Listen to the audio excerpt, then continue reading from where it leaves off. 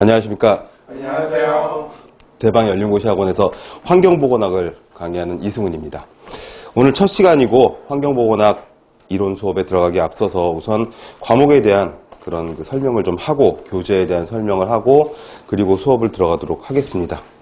교재 보시면 앞에 접지가 있어서 그 8페이지 정도 되는 펼칠 수 있는 접지 부분은 나중에 필요하시면 잘라서 들고 다니시면서 보실 수 있는 꼭 외워둬야 되는 그런 내용들을 담고 있는데 내용이 그렇게 많지는 않습니다. 근데 이제 빠뜨릴 수 없는 내용들을 여기다 모아둔 거다 이렇게 생각하시면 되겠고, 그리고 들어가는 말, 머릿말 보시면은 여기에 제가 여러분들께 첫 시간에 드리고 싶은 말씀 여기 다 들어있어요. 그래가지고 아주 시간을 많이 들여가지고 제가 고심을 해가지고 써놓은 글들입니다. 환경직 공무원을 위해서 준비했고 굉장히 오랜 시간 준비를 해서 만든 교재고, 그리고 시중에 나와 있는 거의 모든 교재들과 나와 있지 않는 부분들까지도 다 찾아서 찾아보시면 아시겠지만 환경백서도 매년 환경부에서 발간을 하고 있는데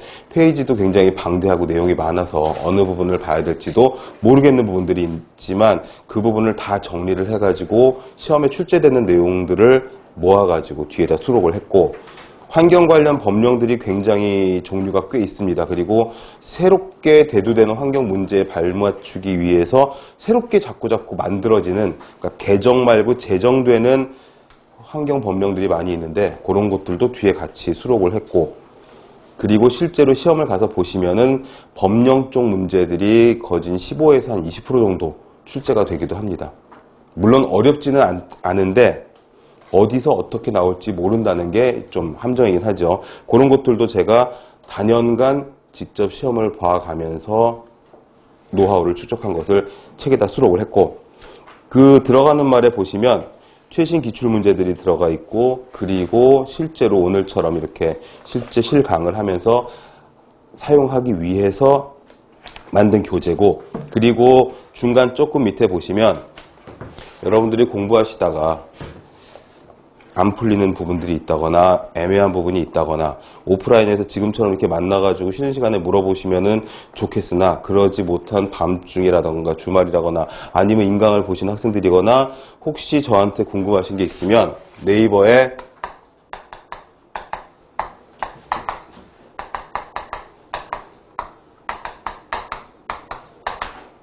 카페 검색창에다가 이렇게 검색어를 치시면, 한글로 치시면은 제 여기 머릿말에 있는 캐리커처가 대문에 들어있는 카페가 나오고, 여기에 있는 환경보건 질문방 게시판을 이용을 하시면 제가 일주일에 3번 이상 주기적으로 들어가서 답변을 달아드리고 있어요. 그리고 이 카페도 그냥 저냥 광고를 위해서 만들어낸 그런 카페가 아니라 실제적으로 굉장히 액티브하게 피드백을 받아가면서 수험생 고민 상담이라든지 벼룩시장이라든지 아니면 하다못해 유머 게시판이라든지 전부 다, 그리고 제일 중요한 거는 여기에 최신 이슈나 바뀐 법령 같은 것들,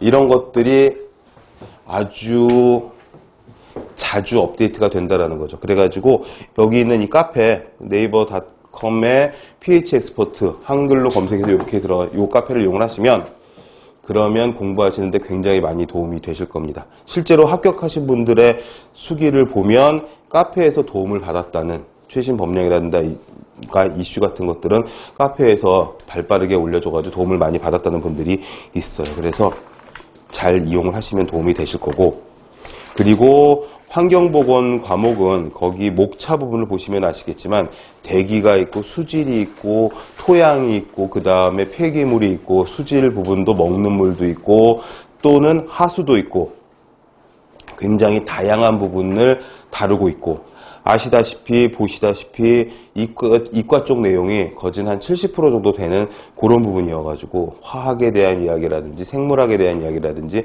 이런 부분들이 꽤 많이 들어갈 거예요. 그러나 어렵지 않은 부분에 거의 고등학교 수준의 그런 과학 정도 수준으로 설명을 해 드릴 거고, 그 정도만 아시고 계셔도 안 풀리는 문제 없이 설명을 해 드릴 테니 여기 있는 목차 보시면서 순서대로 나가면은 거기 폐하수 폐기물 처리까지 하고 그 다음에 또 중요한 거 굉장히 요즘 많이 다뤄지고 있는 부분이 산업보건하고 소독, 그 다음에 역학 및 감염병이거든요. 이거는 지금 뭐 9급의 거의 9급 기술직의 기본 과목이라고도 할 수 있는 공중보건학 과목하고도 굉장히 비슷한 부분인데, 역학 및 감염병하고 산업보건 부분이 굉장히 많이 출제가 되고 있습니다. 그러니 직업병도 직업병이지만 이 산업보건과 역학 쪽을 같이 보시면은 최근 이슈들 많이 있지 않습니까? 왜 먹는 물에 플라스틱 조각들, 나노 입자들이 들어가 있어가지고서는 어패를 폐사시킨다든가, 그게 사람에게 들어가서 사람에게 문제를 일으킨다든가. 실제로 작년 환경부 문제 그 문제가 나왔거든요. 환경부에서는 그 부분을 어떻게 대처하고 있는가 하는 보도자료에 있는 문제가 그대로 출제가 됐어요. 그 문제를 제가 보고 나와가지고 여러분들한테 나눠드리고 또 설명을 해드릴 테니까, 그런 부분들을 잘 체크를 하시면 이런 식으로 출제가 되겠구나 하는 감이 어느 정도 좀 잡히실 수가 있을 것 같아요. 최근 거 많이 알아야 되고, 뉴스도 많이 봐야 되고, 바뀐 법령들의 어떤 내용을 담고 있는가, 그런 것들하고, 그 다음에 이과적인 내용 조금 하고 하시면은 공부하시는데 크게 어려움이 없을 거고, 파트 2에는 환경백서하고 환경보건법에 대한 내용들이 쭉 들어가 있고, 그 다음에 이제 종합문제 이런 식으로 되어 있습니다. 실제로 수업은 거기 3페이지부터 이제 진도를 나갈 거고, 주로 이론 위주로 수업을 하고, 한 챕터가 끝나고 다음 챕터 들어가고, 그 다음 챕터가 끝나면 앞에 챕터 부분에 그 주요한 문제들을 풀어보면서 복습하는 식으로 나갈 겁니다. 그러니까 오늘 챕터 1, 챕터 2가 나가면은 다음 시간에는 챕터 1에 있는 문제들을 한번 풀어보고, 그 다음에 챕터 3가 나가고 챕터 2의 문제들을 좀 풀어보고, 그렇게 해가지고 좀 복습하는 그런 과정으로 수업을 할 거고, 또한 그때그때 한 3강에서 4강 정도에 한 번 정도씩 그 최신 문제들을 또 좀 찾아가지고 나눠드리고 풀어드리는 그런 시간을 갖도록 하겠습니다. 그래서 첫 번째로는 교재 위주로 수업을 하고, 궁금한 내용, 안 풀리는 내용, 우리가 이 교재 하나만 갖고 공부를 하는 게 또 아니다 보니까 옛날 교재 아니면 그냥 가지고 계시는 교재 다른 문제집 같은 거 보시다가도 혹시 궁금한 거 있으면은 카페 이용을 하시고, 여기서 정보를 찾으시면은 아마 크게 도움이 되실 거예요. 여러분들은 여러 가지 과목들을 다 보셔야 되지만, 저는 이거 하나 가지고서는 계속 이쪽만 보고 찾아보고 공부하고 하니까 여러분들이 궁금하신 부분들, 어려운 부분들을 풀어드릴 수가 있을 겁니다. 자, 그러면은 3페이지부터 차근차근히 진도를 나가도록 하겠습니다. 그 첫 번째 챕터는 환경보건학에 대한 개론이고요. 환경보건학 개론은 첫 번째가 위생이 있고, 환경위생이 있고, 환경의 분류가 있습니다. 환경의 분류가 자연적 환경, 사회적 환경 이렇게 도표로 쪼개져 있는데, 이건 어떤 책을 보셔도 다 비슷한 그런 내용들인데, 이 부분을 구분하라는 문제들도 심지어는 있어요. 그러니까 전남보건지 같은 경우에는 20문제지만 환경부 시험 같은 경우에는 매년 50문제씩 나오잖아요. 그것도 오지선다로.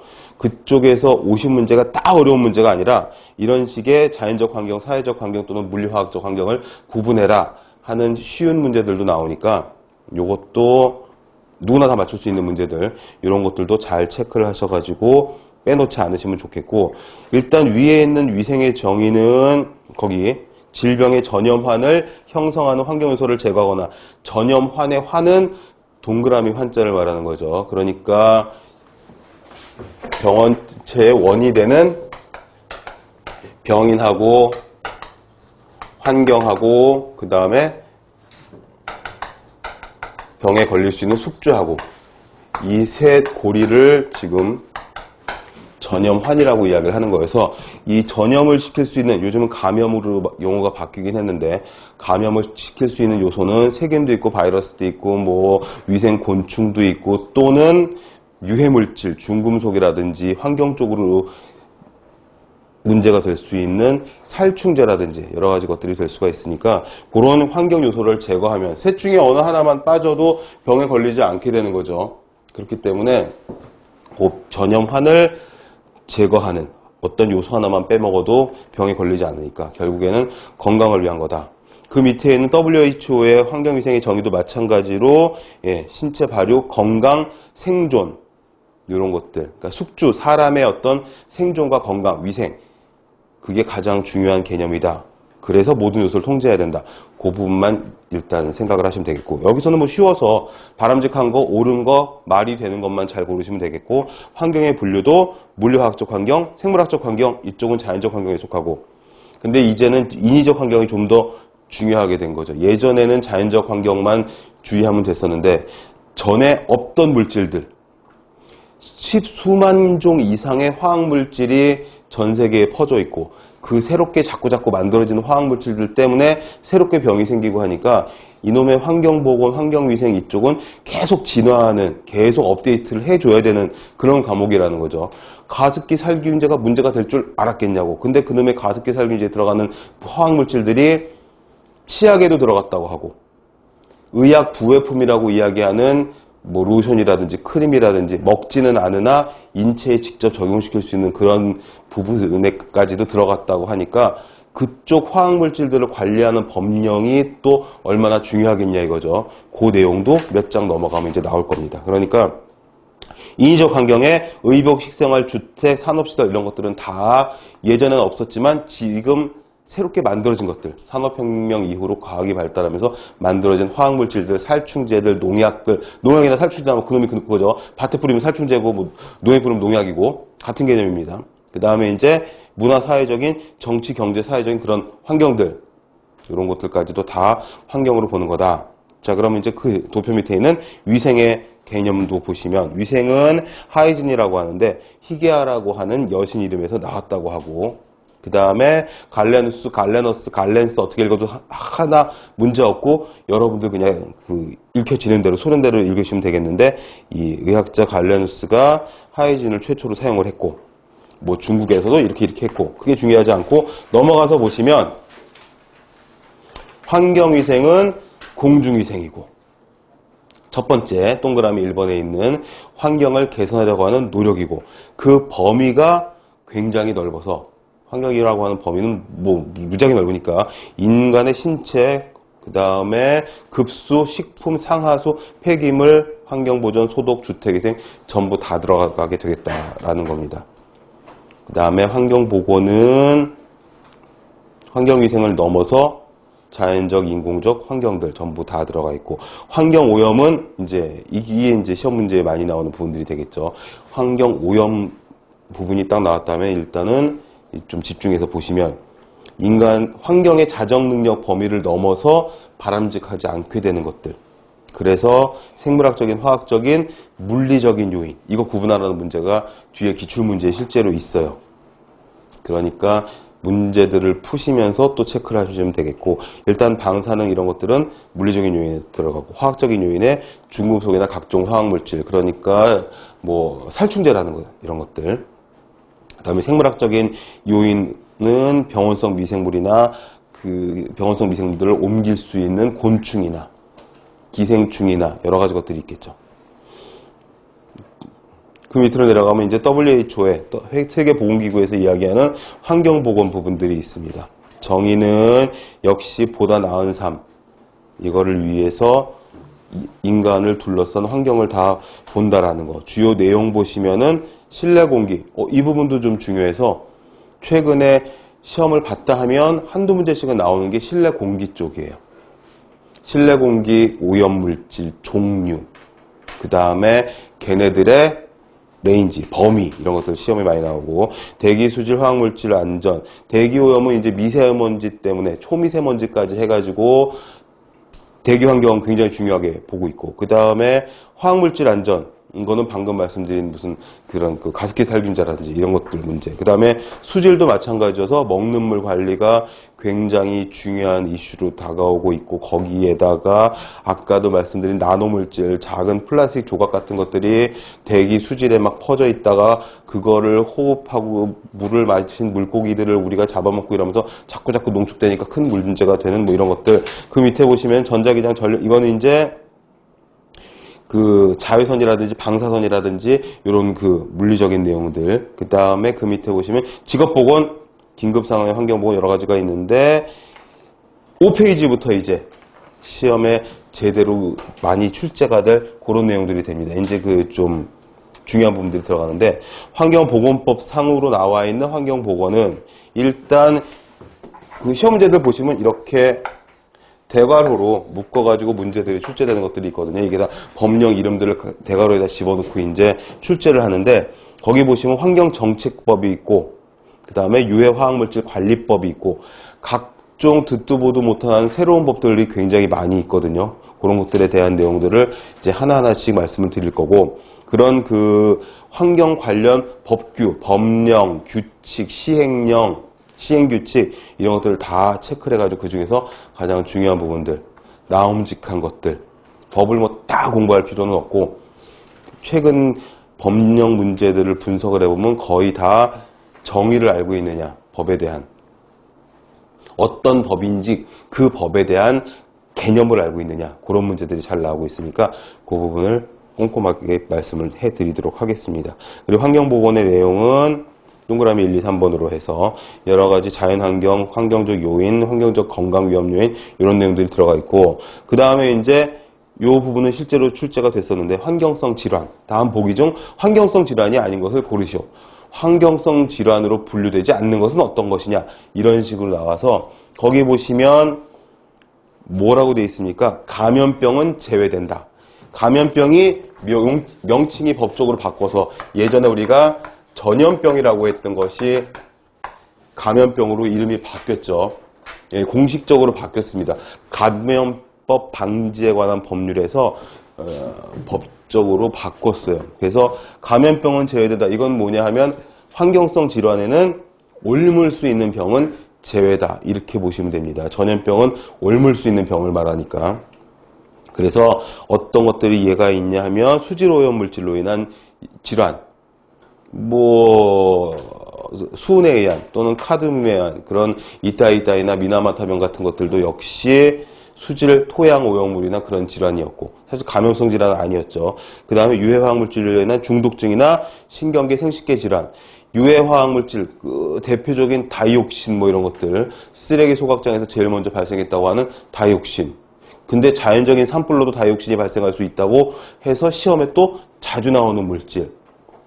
다이옥신이 환경 호르몬 물질 중에서는 가장 독성이 강하고 급성 독성마저도 있다는 그런 내용. 이런 것들이 이제 맨날 시험에 나오는데 이런 것들이 환경성 질환이고. 그리고 유해화학 물질이 그것뿐만은 아니죠. 새집 증후군 얘기 나왔다 하면 나오는 각종 방부제니 아니면 그 포르말데하이드니 이런 화학물질들, 방부제나 변형을 방지하려고 만든 그런 그 여러 가지 화학물질이 인체 내에 들어와서 처음엔 적은 양에서 무시하고 있었다가 점점 쌓이면서 생기는 것들, 그 다음에 면역력이 약하거나 아이거나 노약자 같은 경우에는 좀 더 심하게 다가올 수 있는, 또는 체질상의 어떤 특성으로 인해서 생길 수 있는 그 복합 화학물질 과민증이라고 있어요.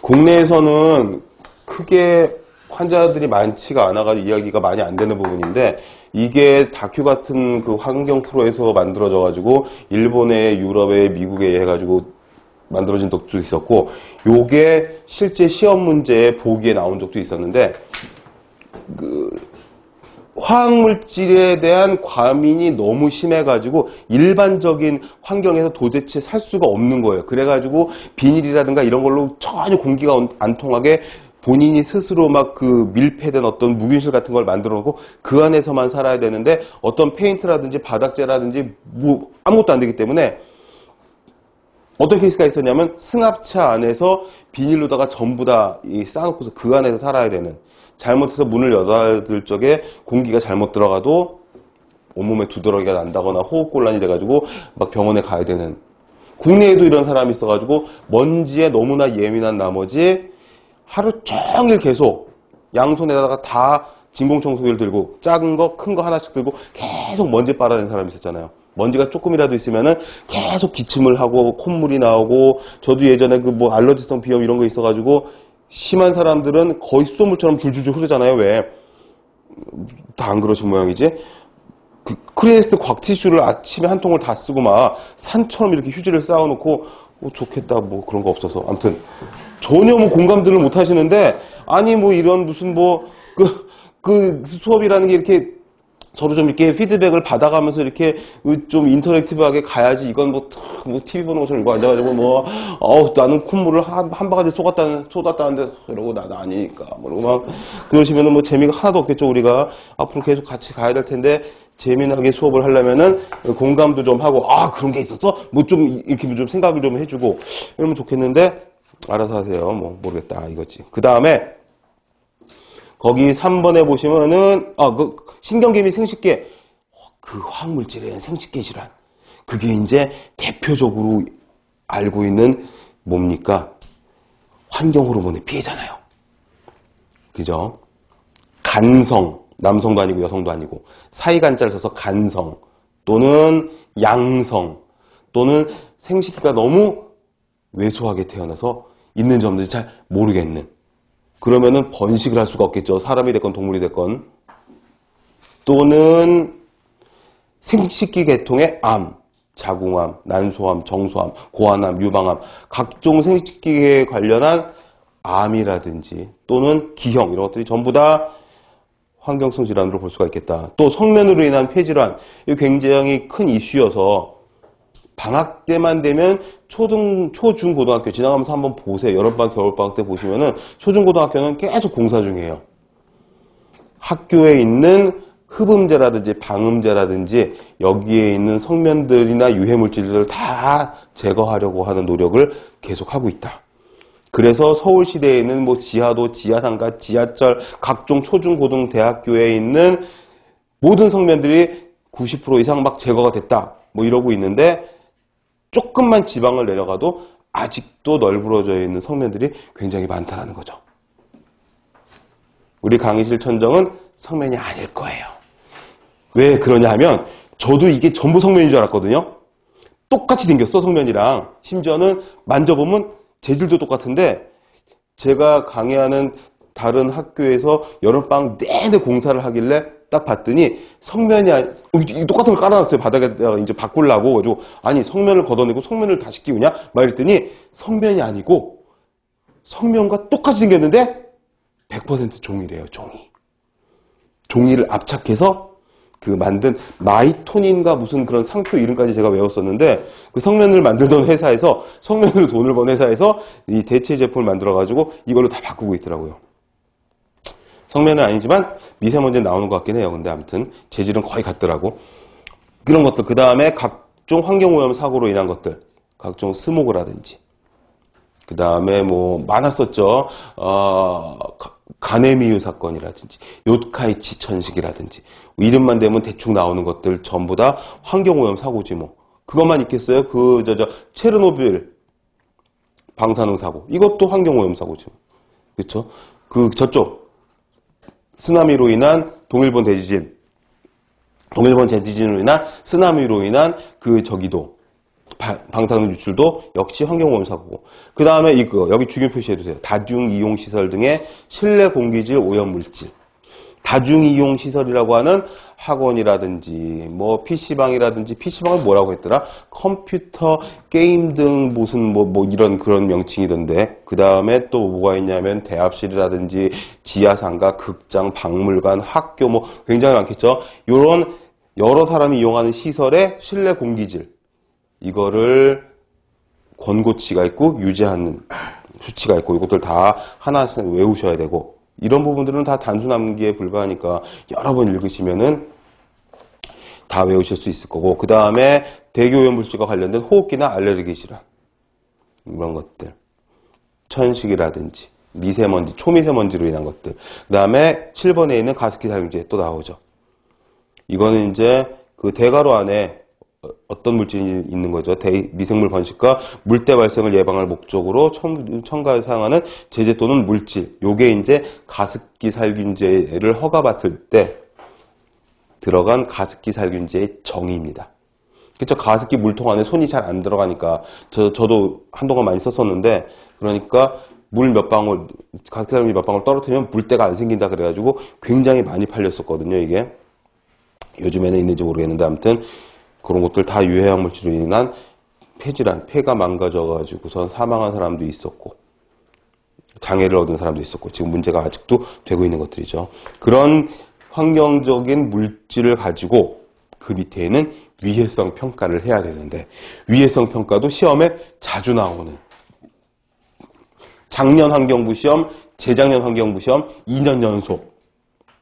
위해성 평가는 뭐냐? 말 그대로 얼마나 해를 미치는 물질인지 평가를 해보자는 거죠. 말 그대로입니다. 말뜻 그대로. 사람의 건강이나 생태계에 미치는 영향을 예측하기 위해서 환경 유해인자의 노출과 독성 정보를 체계적으로 검토하는 것. 이렇게 돼 있어서 거기 보시면은 위해성 기준. 이게 시험에 그대로 나왔어요. 초과 발암 유해도를 10의 마이너스 6승부터 10의 마이너스 4승 범위에서 환경부 장관이 정한다. 요 숫자를 그대로 외워두셔야 됩니다. 기출문제 보시면 아시겠지만 이 10의 마이너스 6승부터 10의 마이너스 4승을 숫자를 작작작작 바꿔가지고 맞는 걸 고르시오. 10의 마이너스 5승부터 10의 마이너스 3승까지 10의 마이너스 7승부터 10의 마이너스 4승까지 뭐 이런 식으로 쓱 바꿔가지고 고르시오 하면은 지금이야 이거 하나밖에 없으니까 이건데 6에서 4인데 하지만 비슷한 것들이 한 끗이라고 할 뻔했네. 숫자 하나씩 바꿔가지고 다다다다 나열되어 있으면 가만히 있어봐. 이게 6에서 4였나? 5에서 7이었나? 일단 100단위 차이였는데 막 이러면서 이제 헷갈릴 수가 있으니까 지금 꼼꼼하게 보시고 자꾸 반복해서 보시고 여러 번 반복해서 보시는 수밖에 없습니다. 태어나면서부터 이거 뭐 외우고 난 사람은 없으니까 지금 보시고 중요 표시를 해두시면은 정리하시면서 계속 반복해서 보시면은 외워지실 거고요. 이게 이제 초과 발암 유해도. 근데 초과 발암 유해도를 적용할 수 없는 경우에는 위험지수를 1로 한다. 이것도 문제의 보기로 나왔어요. 1로 한다, 0으로 한다, 2분의 1로 한다. 뭐 이런 식으로 다양하게 바꿔서. 별거 아닌 것 같지만 이게 다 문제의 보기로 나왔던 것들이고 초과 발암 유해도라는 건 뭐냐? 독성 역치가 없는 독성 역치라는 걸 뭘 말하는 거예요? 역치는 역치.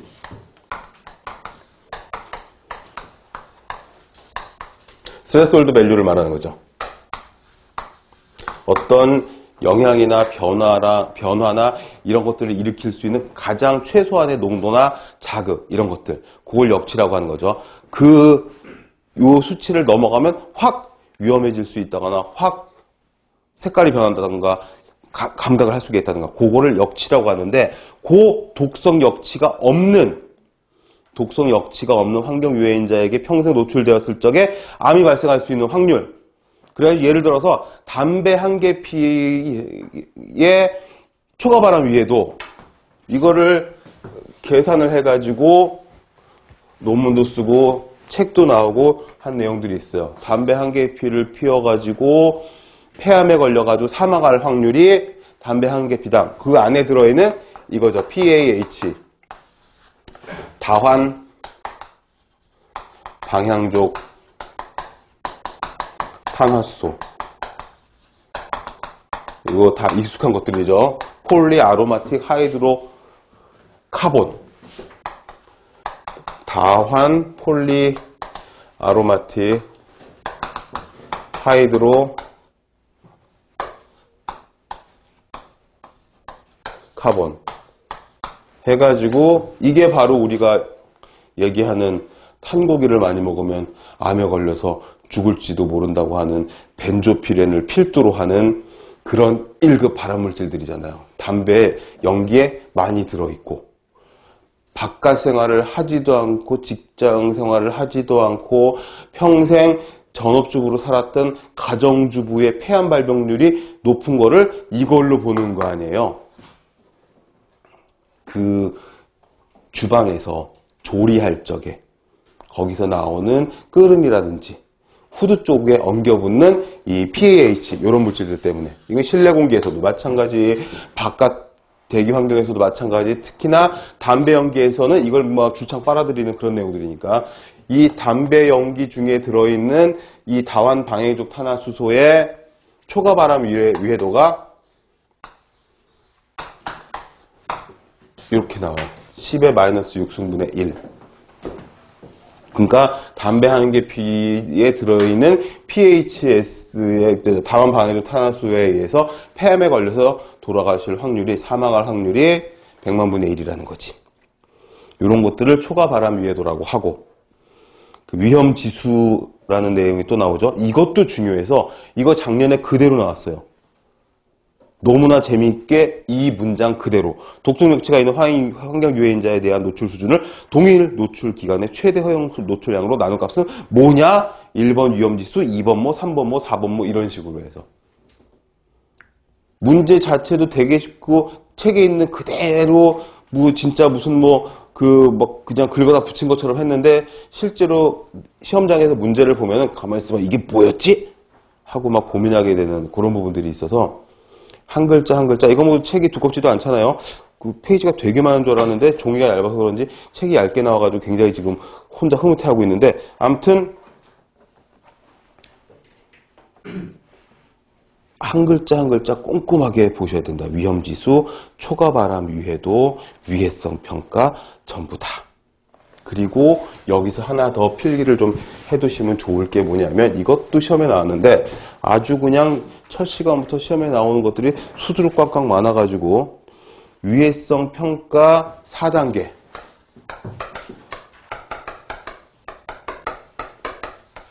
뒤에서 아마 나와요. 그러는데 제가 제일 좋아하는 게 반복이기 때문에 반복해서 한 번 보고 두 번 보고 세 번 보고 그러면 예습복습 효과가 있고 그 다음에 1강 때, 2강 때, 3강 때 비슷한 내용들을 자꾸 복습을 하면은 수업만 들어도 여러 번 반복하는 효과가 있기 때문에 순서대로 위해평가의 4단계 순서대로 또는 4단계가 아닌 것을 고르시오 이런 식으로 문제가 많이 나오거든요. 첫 번째는 위험성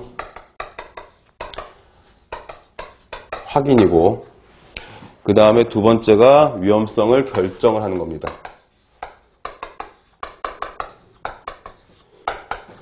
그 다음에 세 번째가 그 위험도가 노출이 되었을 적에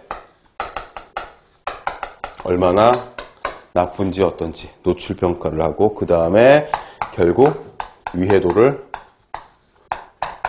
결정을 하는 거죠. 요 네 가지 단계 순서대로 알아두시고 어떤 용어가 들어가 있는지도 체크를 하시고 얘네들의 번호를 붙여가지고 환경문호 오지선다니까 1, 2, 3, 4, 5번 해놓고서는 틀린 걸 고르시오. 관계없는 걸 고르시오. 이런 식으로 나올 수가 있다라는 거죠. 해서 위해성 평가 4단계도 체크를 해두시고 나온 김에 그 다음에 거기 있는 초과바람 위해도하고 위험지수 개념은 한 글자 한 글자 그대로 외워두셔야 됩니다. 이 문장이나 이런 것들 다 제가 만든 게 아니라 실제로 환경부에서 나온 책이라든지 그 논문이라든지 이쪽에 있는 문장들 그대로 다 갖다 쓴 거기 때문에 실제 시험 문제에 그대로 나와요. 그러니까 항상 드리는 말씀이긴 한데 제가 수업 중에 약간 문장이 좀 어색하거나 알아듣기 힘들게 왜 이렇게 썼을까 싶은 것들은 법령에 있는 문장 그대로 긁었다가 갖고 왔거나 아니면은 정부에서 내놓은 정의라든지 이런 것들을 그대로 갖다가 긁어 붙인 그런 문장일 수가 있어요.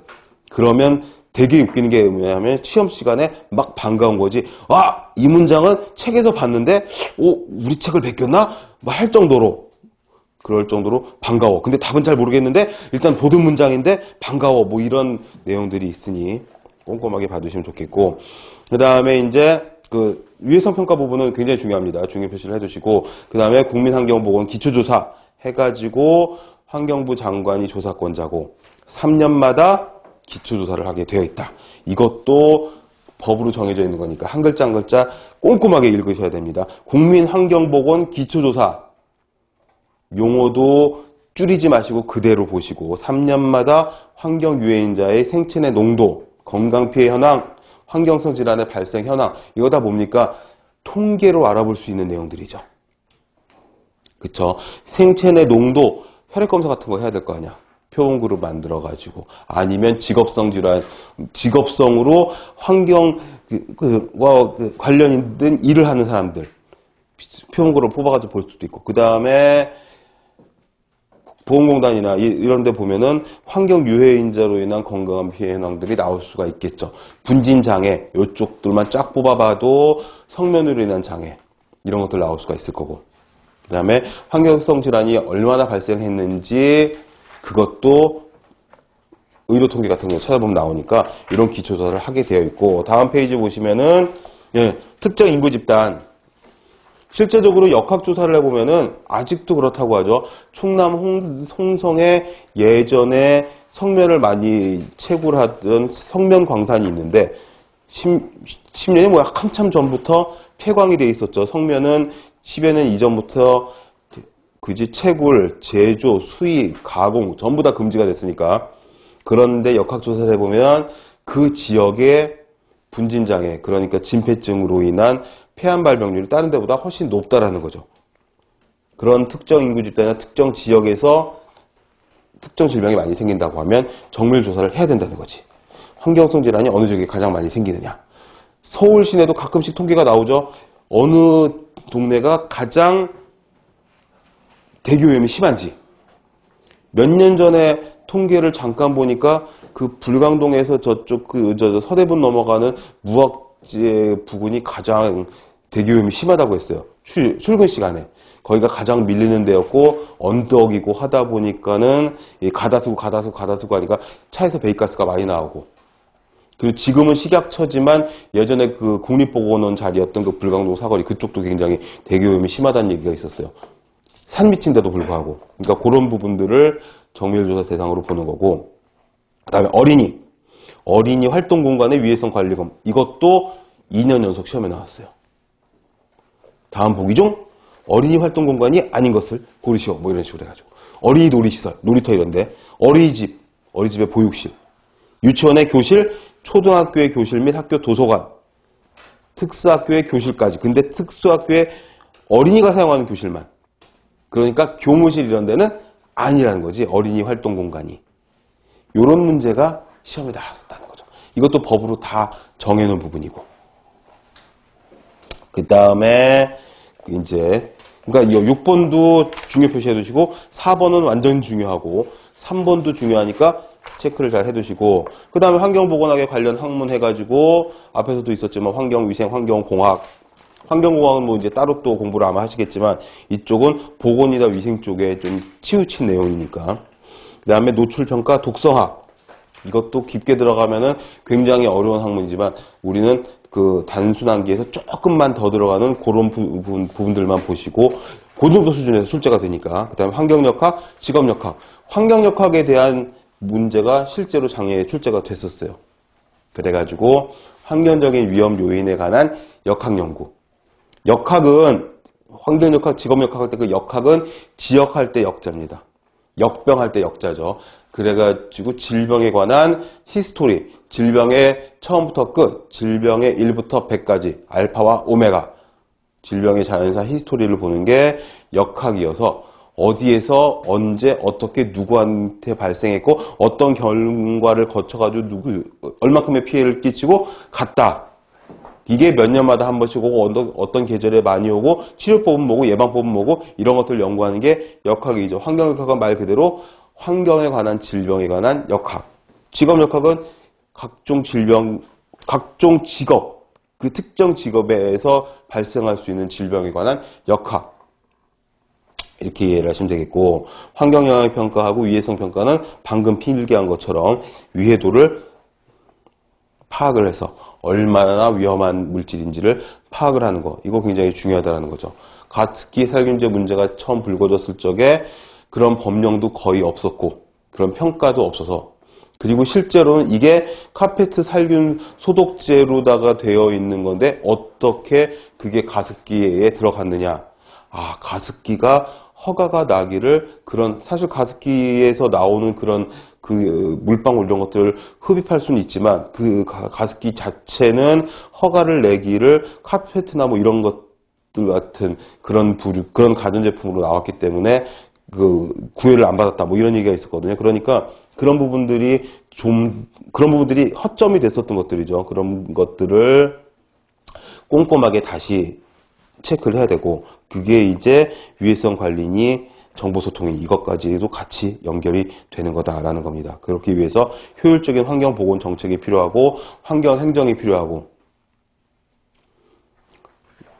옆에 페이지로 가시면은 환경요인에 대한 관리 원칙 해가지고 나옵니다. 이제 여기도 단순 암기로 격리, 치환, 피복 및 차단, 처리 이 부분이 이제 시험 문제에 나와서 다음 보기 중 환경요인에 대한 관리 원칙으로 치환에 해당하는 걸 고르시오. 격리에 해당하는 것을 고르시오. 이런 식으로 문제가 나오는데 뭐 쉽습니다. 어렵지 않으니까. 격리는 감염소, 병원소, 병원체, 격리. 병원소, 감염소 이렇게 말하는 것들은 이 소는 장소 생각하시면 돼요. 병원체는 그 질병을 일으킬 수 있는 물질을 이야기하는 거니까 중금속이라든지 살충제 물질이라든지 방금 썼던 이런 유해 화학 물질이라든지 아니면은 그 뭐예요 세균이나 바이러스나 이런 거라든지 이런 것들을 병원체라고 하면 감염소 병원소는 그 걔네들이 있는 장소를 말하는 거고 그 밑에 보시면은 각종 특정 질환의 전파 예방 그걸 위해서는 격리가 가장 효과적이다. 지금은 평이하게 쓱 책을 읽는 것 같지만 이게 동그라미 번호를 붙여가지고 문제의 보기로 등장할 거라는 것을 자꾸 이 머릿속에 두고 한 문장 한 문장 읽으시면 좋습니다. 치환은 방역활동의 일환으로 저렴하고 효과적이다 이렇게 되어 있고 미생물의 증식이나 발육을 억제하는 활동이 치환이다. 그 미생물들은 어떤 미생물? 병원성 미생물. 질병을 일으킬 수 있는 미생물들. 그래서 미생물들의 증식이나 발육을 억제하는 것은 방부나 살균이나 소독이나 멸균이나 이렇게 되어 있습니다. 멸균은 다 죽이는 거고, 그죠? 살균은 이것도 다 죽이는 건데 멸균보단 좀 덜한 게 살균이고, 나쁜 균만 죽이는 건 소독이고, 방부는 멈추는 거죠. 이거를 구분하라는 얘기가 물론 뒤에 우리 그 소독 챕터가 있어가지고 소독 부분만 나온 챕터가 있어서 거기서 다시 한번 할 거지만 여기서 보고 또 보면 되지 뭐 말 나온 김에 그죠? 멸균은 다 죽이는 거죠. 멸균은 올킬이야 올킬.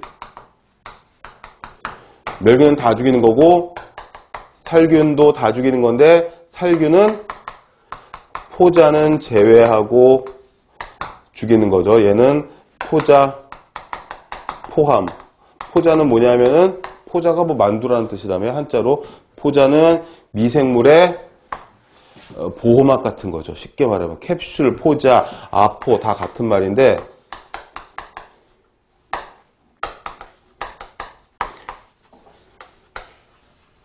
다 비슷한 말인데 미생물이 환경이 나빠지면은 보호막 같은 걸 만들어가지고 그 번데기 고치 같은 것들을 만들어가지고 안에 들어가서 숨는 거예요. 그래가지고 뭐 증식이나 번식이나 이런 용도로 사용하기도 하고 아니면은 환경이 거지같이 변하면 못 살겠다 보호막을 만들어가지고 그 안에 들어가서 숨자 이렇게 돼서 포자에 들어가 버리면은 열이라든지 빛이라든지 소독약 이런 거에 굉장히 강해지기 때문에 실제로 어떤 연구에 의하면은 사막에서 500년 이상 존재하고 있던 곰팡이 포자가 바람에 떠돌아다니다가 캐러반 지나가는 무슨 낙타의 등에 털에 붙어가지고 오아시스가 있는 동네로 들어가서 거기서 퍼져가지고 사람들 다 감염을 시켰다는 뭐 이런 얘기도 있는데 아무튼 포자까지 다 죽이는 거는 싸그리 다 죽이는 거니까 멸균이고 살균도 다 죽이는 건데 얘는 못 죽이고 나머지 것들 다 죽이는 거고 그 다음이 이제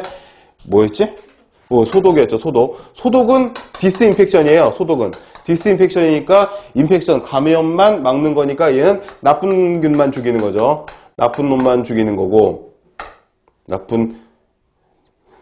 뭘 쓰려고 그랬지? 나쁜 균만 죽이는 거고 그 다음에 이제 방부인데 방부는 박테리오스테이틱이라고 해가지고 얘는 성장이나 증식을 멈추게 하는 거죠. 멈추게 하는 거. 방부 또는 제균도 있어요. 제균은 균을 말 그대로 제거하는 거. 그래가지고 미생물들을 걸러낼 수 있는 작은 마이크로 필터나 나노 필터 같은 것들을 사용을 해가지고 균을 싹 걷어내면은 제균 효과가 있다. 방부 효과가 있다. 이렇게 말하는 거고. 그 다음에 이제 피복미 차단으로 가셔서 보호장비를 이용해서 오염인자를 차단하고 뭐 보호안경, 보호복 이런 것들 위생적으로 보관을 하거나 저장을 시키는 거. 그 다음에 이제 처리라는 개념인데 처리는 두 가지가 있어서 파괴가 있고 전환이 있습니다. 그러니까 파괴는 미생물들을 죽이는 거죠. 그러면 치환의 동그라미 2번에 있는 소독멸균, 살균 같은 것들도 어떻게 보면 처리의 파괴에 속하는 그런 내용일 수도 있습니다. 중복돼서 교집합처럼 같이 들어가는 내용으로 보시면 됩니다. 그런데 그거보다는 좀 더 큰 거죠. 뒤에는 인축 공통 감염병의 도살 등 생물학적 요인에 그러니까 이건 뭐냐 하면 인축 공통 감염병은 뭐예요? 사람도 동물도 같이 걸릴 수 있는 그런 질병을 말하는데 그런 질병에 걸린 동물들을 살처분했잖아요, 우리가. AI나 구제역에 걸린 저기들을 다 살처분을 해가지고 사실 구제역은 인축 공통 감염병은 아니죠.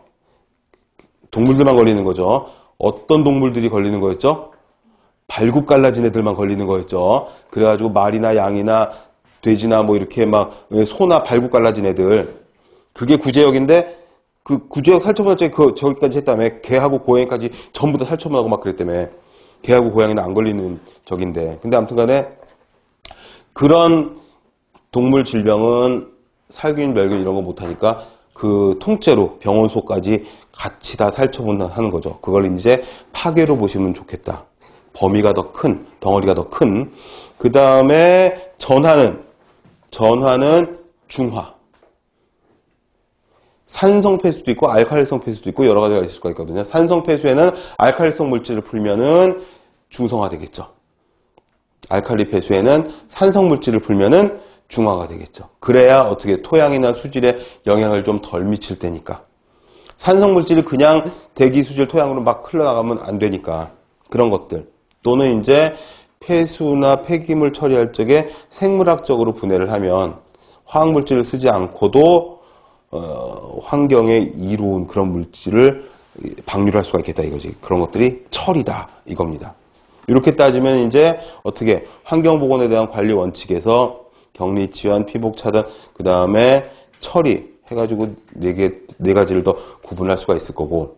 근데 중요한 건 뭐냐면 실제로 문제를 딱 맞닥뜨렸을 적에 문제에서 뭘 물어보는지 문제와 보기 1번, 문제와 보기 2번, 문제와 보기 3번 하나하나씩 다 대입을 해가면서 그 중에서 선택을 잘 하셔야 됩니다.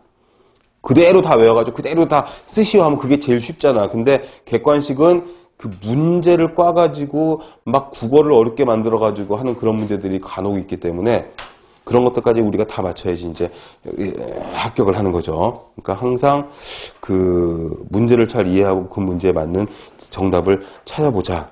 그런 내용들을 머리에 두고서는 읽으시면 되겠고. 그 다음에 환경보건학의 역사가 있는데 역사는 그 아시다시피 공중보건학이나 이런 그 서양의 역사와 다르지 않아서 그 중에서 환경 부분만 빼긴 했는데 사실 환경보건의 역사는 공중보건의 역사하고도 크게 다르지가 않아서 굉장히 비슷합니다. 우선 박스 안에 들어있는 고대기, 중세기, 여명기, 황리기, 발전기를 먼저 체크를 하시고 잠시 쉬었다가 들어와서 고대기부터 본격적으로 이야기를 해 나가도록 하겠습니다.